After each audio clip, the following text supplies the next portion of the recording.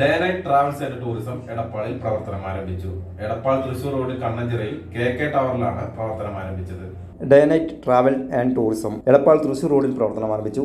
Kannanchira K ടവറിൽ ആരംഭിച്ച day night travels and tourism Ayalakkad Kottamukku പള്ളി ഇമാം അബ്ദുൽ ഖാദർ മൗലവി, നടുവട്ടം ത്വാഹ മസ്ജിദ് ഇമാം സലീം ഹസനി, വട്ടമളം ഗ്രാമപഞ്ചായത്ത് പ്രസിഡന്റ് എം എ നജീബ് എന്നിവർ ചേർന്ന് ഉദ്ഘാടനം ചെയ്തു. വിവിധ രാഷ്ട്രീയ പാർട്ടി പ്രതിനിധികൾ, വ്യാപാരി സുഹൃത്തുക്കൾ, നാട്ടുകാർ, മാനേജ്മെന്റ് ഭാരവാഹികൾ എന്നിവർ സംബന്ധിച്ചു.